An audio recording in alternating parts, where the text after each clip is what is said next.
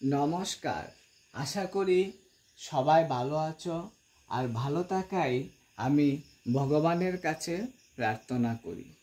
আজকে আমরা যে ক্লাসটা করাবো তা হলো ভারতীয় গণতন্ত্র। এই ক্লাসটা ষষ্ঠ থেকে দ্বাদশ শ্রেণী পর্যন্ত সকলেরই মনে রাখা প্রয়োজন, কারণ আমরা বড় বিষয়গুলি সহজেই বুঝে যাই যদি ছোট বিষয়গুলি আমাদের কাছে জানা থাকে। তো আজকের যে অধ্যায়টা সেটা হলো সপ্তম শ্রেণীর ভারতীয় গণতন্ত্র, অর্থাৎ এই গণতন্ত্রের মধ্যে সাম্য জিনিসটাকে আজকে আমরা অধ্যয়ন করব। তো আমাদের এই অধ্যায়ে আমরা প্রথমেই ধারণা নিয়ে আলোচনা, অর্থাৎ সাম্যের ধারণা নিয়ে আলোচনা করব। অর্থাৎ সাম্য কি? সাধারণত সাম্য বলতে বোঝায় সকলের সমান অধিকার। তারপর সর্বপ্রথম গ্রিসে একদল দার্শনিক সকল মানুষ সমান এই ধারণা উপস্থাপন করেন, আর সেই থেকেই সাম্যের ধারণার উপস্থাপন হয়।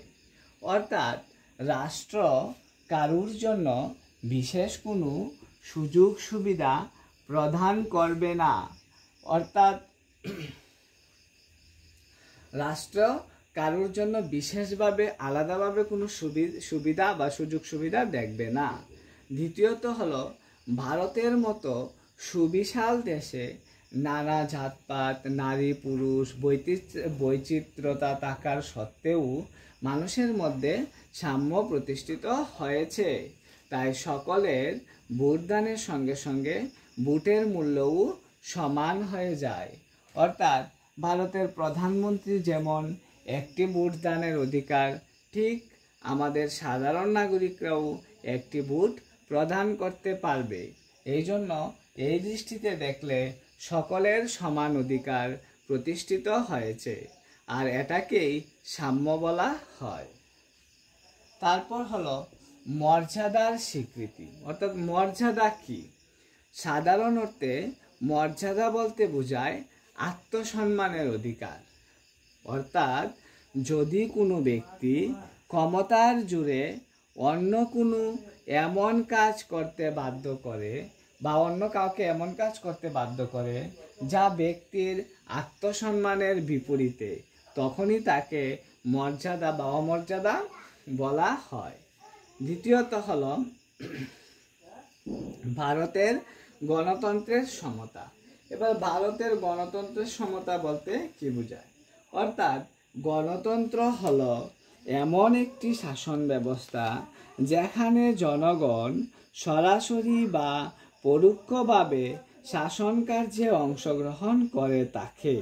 অর্থাৎ জনগণের দ্বারা পরিচালিত শাসন ব্যবস্থা হলো গণতন্ত্র, অর্থাৎ যেখানে জনগণ শাসন করে থাকে। তাহলে আমরা গণতন্ত্র কি সেই সম্পর্কেও জানলাম।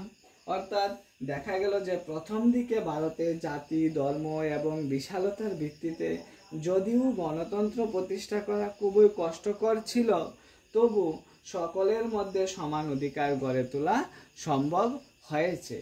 তো এবার দ্বিতীয়ত হলো সংবিধান। সংবিধান কি? হ্যাঁ, তোমাদের মনে নিশ্চয়ই প্রশ্ন জাগবে, সংবিধান কি? সংবিধান হলো এমন একটি লিখিত দলিল যেখানে বিভিন্ন নিয়ম কানুন বিধিবদ্ধভাবে লেখা থাকে এবং যার দ্বারা সরকার, শাসন ব্যবস্থা ও জনগণ পরিচালিত হয়। তাহলে সংবিধান কি? তোমরা লিখতে পারো যদি শর্টভাবে লেখা হয়, সংবিধান হলো এমন একটি দলিল যেখানে সরকারের বিভিন্ন নিয়ম কানুনগুলি লেখা থাকে। এবার এই সংবিধানের সাম্যের অধিকারটি 14 থেকে 18 নং ধারায় কি করা হয়েছে? বিধিবদ্ধ করা হয়েছে। এবার তোমাদের প্রশ্ন, 14 থেকে 18 নং ধারা কি? হ্যাঁ, আমি বলে দিচ্ছি 14 থেকে 18 নং ধারা কি। 14 থেকে 18 নং ধারা হলো, অর্থাৎ সংবিধানের 14 নং ধারায় প্রত্যেক ব্যক্তি আইনের চোখে সমান এই বক্তব্যটি দেওয়া আছে। এবং 15 নং ধারায় দেওয়া হয়েছে যে জাতি, ধর্ম, বর্ণ নির্বিশেষে সকলের সমান অধিকার। তোমাদের পরীক্ষায় অবশ্যই আসতে পারে 14 নং ধারায় কি বলা হয়েছে, 15 নং ধারায় কি বলা হয়েছে, 16 নং ধারায় কি বলা হয়েছে। 16 নং ধারায় বলা হয়েছে যে জাতি, ধর্ম, বর্ণ, স্ত্রী, পুরুষ নির্বিশেষে সকল নাগরিকের সরকারি চাকুরিতে নিযুক্ত করতে পারবে বা নিযুক্ত হতে পারবে। অর্থাৎ জাতি, ধর্ম, বর্ণ সকল নাগরিক সরকারি চাকুরিতে নিযুক্ত হতে পারবে। এবং 17 নং ধারায় বলা হয়েছে যে কোনো ব্যক্তির প্রতি যদি কোনো রকম অস্পৃশ্য আচরণ করা যাবে না। অস্পৃশ্যতার কারণে কাউকে বিদ্যালয়, হাসপাতাল, হোটেল, রেস্তোরাঁ প্রভৃতি স্থানে প্রবেশাধিকার থেকে বঞ্চিত করা যাবে না। অর্থাৎ কোনো কিছু থেকে কাউকে সহজে বঞ্চিত করা যাবে না।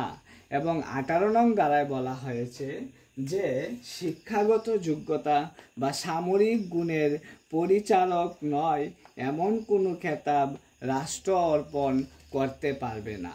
তাহলে আমরা সাম্য কি, সংবিধান কি, গণতন্ত্র কি, এইসব জিনিস এবং সাম্যের ধারণা কত থেকে কত নং ধারায় দেওয়া হয়েছে এই বিষয়গুলি এই অধ্যায়ে আমরা শিখে গেলাম। তাহলে তোমরা অবশ্যই কমেন্ট করে জানাবে, যদি কোনো ভুল ভ্রান্তি হয়ে থাকে তাহলে আমি অবশ্যই তা ঠিক করে দেব। নমস্কার।